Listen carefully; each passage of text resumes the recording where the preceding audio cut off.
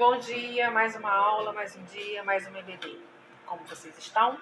Tudo bem?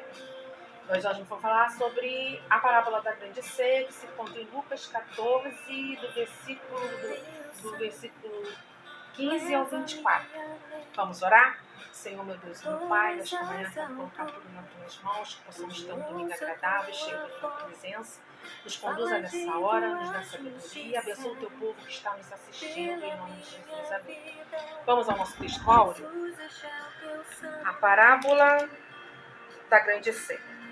E ouvindo isso, um dos que estavam com ele à mesa disse: Bem-aventurado que come pão no reino de Deus. Porém, ele disse: Um certo homem fez uma grande ceia e convidou a muitos. E à hora da ceia, mandou o seu servo dizer aos convidados: Vinde, que já está tudo preparado. E todos a uma começaram a escusar-se. Escusar significa, irmãos, desnecessário, se sentir desnecessário. E todos a uma começaram a escusar. E disse-lhe o primeiro: Comprei um campo e importa-te que eu vou vê-lo. Rogo-te que me haja por escusado, que me haja por desnecessário. E outro disse: Comprei 5 juntas de boi e vou experimentá-los. Rogo-te que me hajas por escusado, por desnecessário. E outro disse: Casei e, portanto, não posso ir. E voltando aqueles servos, anunciou estas coisas ao seu senhor. Então o pai de família, indignado, disse ao seu servo: Sai depressa pelas ruas e campos da cidade e traz aqui os pobres e aleijados e mancos e cegos. E disse o servo: Senhor, feito está como mandaste. E ainda há lugar. E disse o Senhor ao servo: Sai pelos caminhos e valados e força-os a entrar, para que a minha casa se enche. Porque eu vos digo que nenhum daqueles varões que foram convidados provará a minha ceia. Jesus reporta aqueles primeiros que foram convidados e disseram que era desnecessário. Bem, ali há um contexto nesse capítulo 14, onde Jesus ele cura no sábado, ensina sobre humildade e fala sobre o reino de Deus. E ele também fala sobre o preço de ser seu discípulo. Então Jesus ele chega nesse contexto da grande ceia no intuito de falar sobre o reino de Deus, sobre salvação, sobre evangelismo, sobre a aceitação do ser humano e de reconhecer que só Jesus Cristo é o Senhor. Então vamos lá. A parábola do grande banquete, o convite. Primeira lista de convidados. O homem prepara uma grande festa e envia muitos convites, Os convidados. Todos os convidados, entretanto, dão a desculpa de que não podem ir. A primeira desculpa: uma pessoa acaba de comprar um campo e precisa inspecioná-lo. E disse que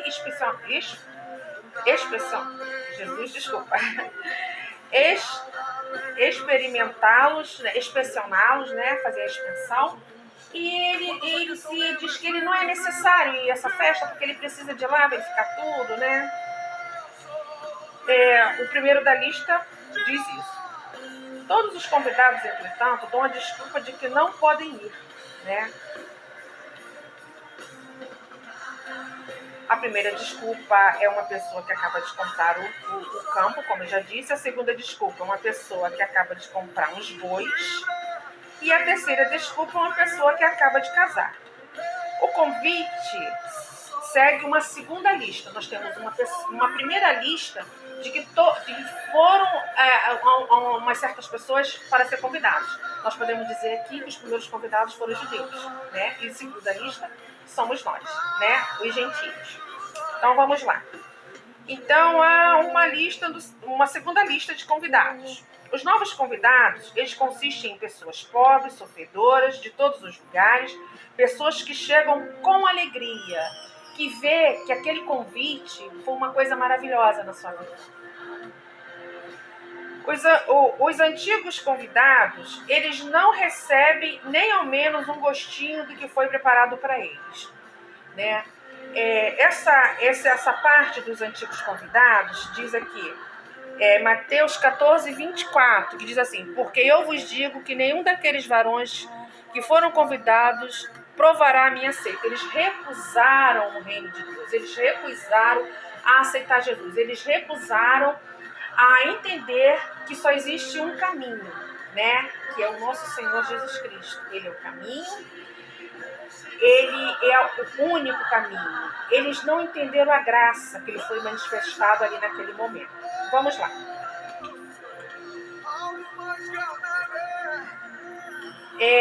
O versículo, a palavra-chave desse versículo, desse capítulo 14, é o versículo 17, né, que diz que a hora da ceia enviou o seu servo para avisar aos convidados: vinde, porque tudo já está preparado. Jesus, ele se preparou para nos convidar para sentar à mesa com ele, para a nossa salvação. Então vamos lá. A parábola que estamos estudando nos diz que o anfitrião deu um grande banquete e convidou muita gente, mas ninguém precisava levar nada. Vinde como estáis. Pois ele mesmo disse: tudo já está preparado. Na parábola das bodas do filho do rei, em Mateus, até com as roupas dos convidados, o anfitrião se preocupou. Em Mateus 22:12, fala a respeito também de convite, né, e de festa, de pessoas a serem convidadas. Isso ilustra o intenso desejo que o Senhor tem de levar para a sua festa o maior número possível de pessoas, o maior número possível de salvos, né? Fica muito claro que o evangelista Lucas deseja mostrar quanto a graça de Jesus é oferecida de forma abundante e variada. Originalmente, ao aproximar-se do Senhor, as nações traziam ofertas e presentes. Na época de que tinha aquelas festas no templo, as pessoas traziam os presentes, né? Salmo 96:8 fala sobre isso, Isaías 18:7 também fala, e Isaías 60, de 4 a 6. Já nesta parábola, o banquete é de graça. Vinde como estais. Os convidados nada precisam levar, apenas devem aceitar o convite. A aceitação espontânea, a conversão, o entendimento da graça, do porquê que Jesus veio, do porquê ele se sacrificou por nós. Um dos que estavam presentes à mesa achou que o convite da graça era para um futuro mais distante, quando afirmou: bem-aventurado aquele que come pão no reino de Deus. Isso é o versículo 15, né, do capítulo 24. E, ouvindo isso, um dos que estavam com ele à mesa disse-lhe: bem-aventurado o que come pão no reino de Deus. Porque Jesus, como falei no contexto, né, do 7 até o 14, ele fala a respeito de convite, que quando você for convidado para ir num lugar, quando você não for convidado, você não se sentar nos primeiros bancos, porque você pode estar ocupando o lugar dos convidados. Mas quando você for convidado, e caso você sentar atrás, você será honrado, porque você será chamado para sentar lá na frente. Então é por isso que o homem, ouvindo isso, disse que bem-aventurados os que comem pão no reino de Deus. E foi daí que Jesus começou a falar sobre a parábola da grande ceia. Né? Vamos lá. Bem-aventurado aquele que come pão no reino de Deus. O anfitrião da parábola, contada por Jesus, manda avisar: vinde porque tudo já está pronto, preparado. Versículo 17, que é o versículo-chave. Os convidados devem aceitar agora, depois poderá ser tarde, né? A gente pensa que a graça de Deus ela vai ser por toda a vida aqui na Terra, né? Ela é eterna, sim, mas aqui terá um tempo que, se você não tiver aceitado, você vai ficar de fora desse grande banquete. Ao mostrar sua graça, o Senhor fez 2 revelações.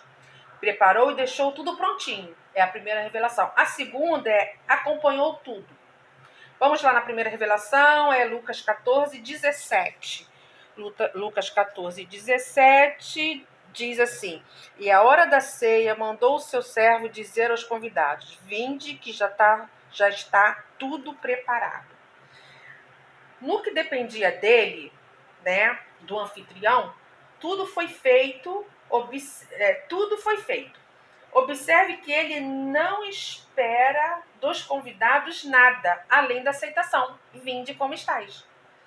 Tudo que dependia dele, do anfitrião, foi feito com excelência. Ele preparou um banquete.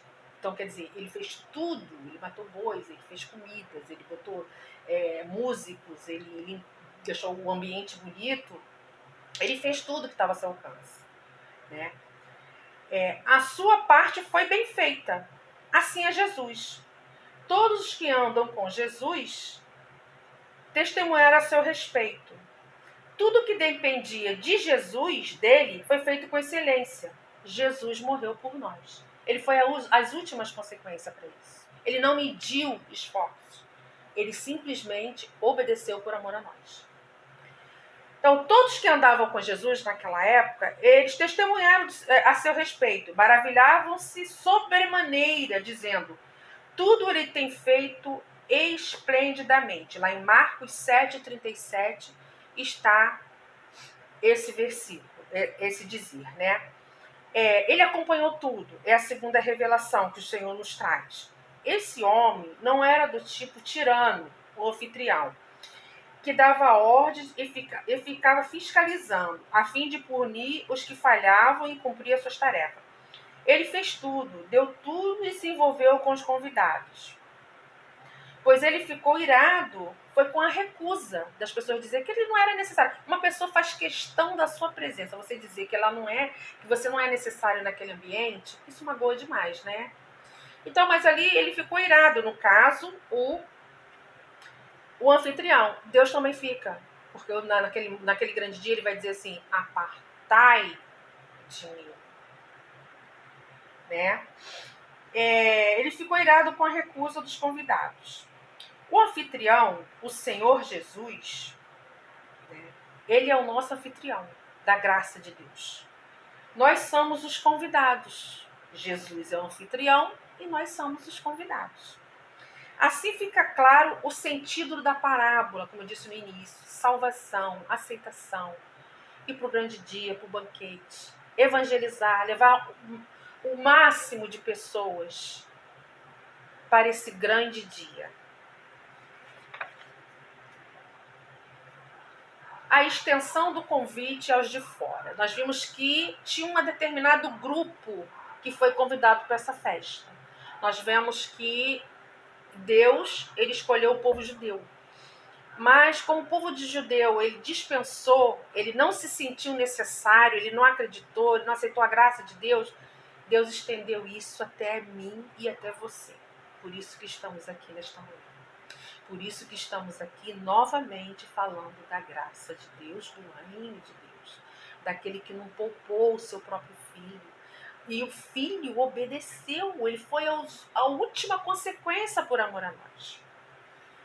A extensão ao convite aos de fora está lá no 14, 21 ao 22. Vamos lá? 14...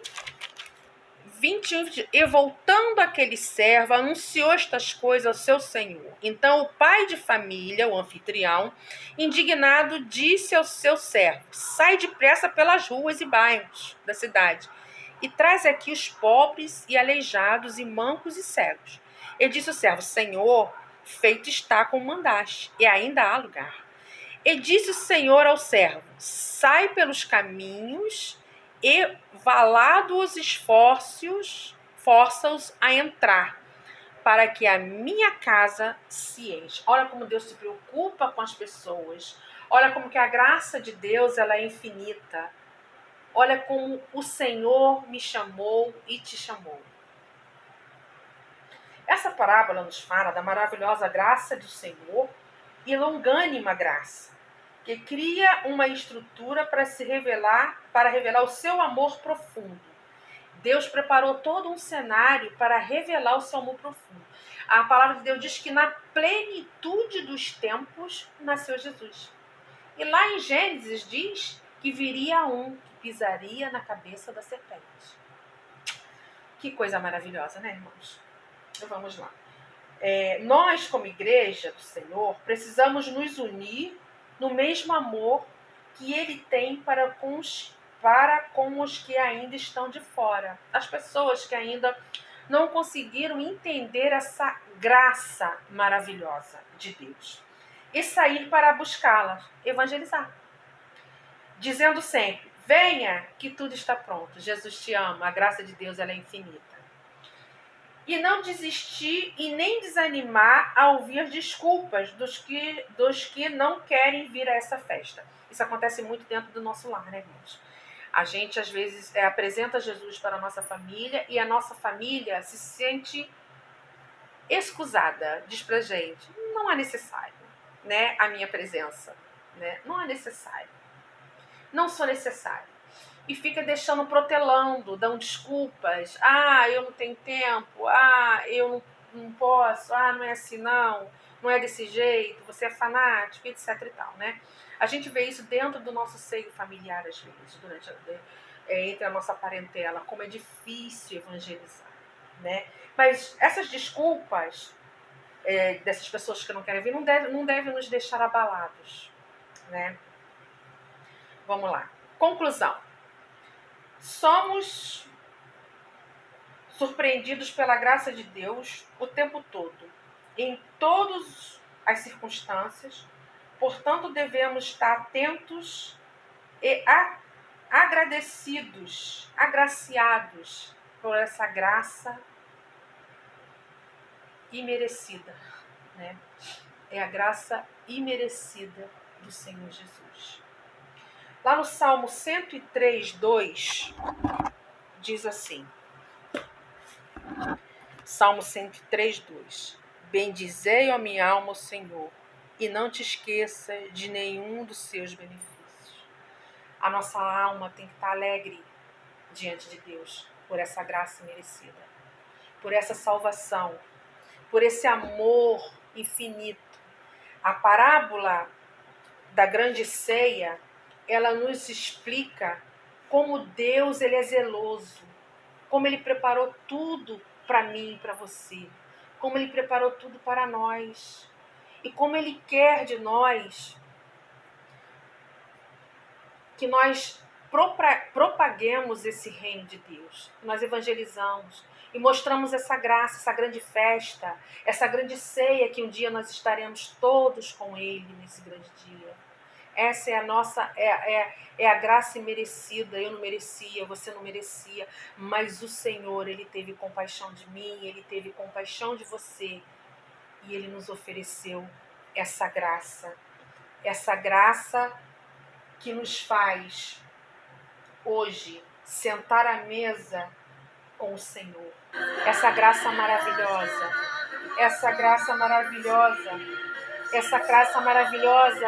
que nos trouxe a entender que existe algo maior, algo que se preocupa com você, alguém que está todos os momentos contigo, alguém que todo momento ele te compreende, que em todo momento ele quer o melhor para você. Jesus te ama. Jesus te ama, meu irmão. Jesus te ama, minha irmã. O Senhor, Ele quer que você participe da grande ceia, que você esteja na grande ceia. Você diz que o Salmo 103, né, é um convite a louvar a Deus por amor da sua graça. O versículo 1 diz, bendizei a minha alma, o Senhor, e tudo que há em mim, bendiga ao seu santo nome. Jesus, nós temos que estar alegre com Ele todo o tempo, porque o Senhor, Ele morreu por mim, Ele morreu por você. Quero fazer nessa manhã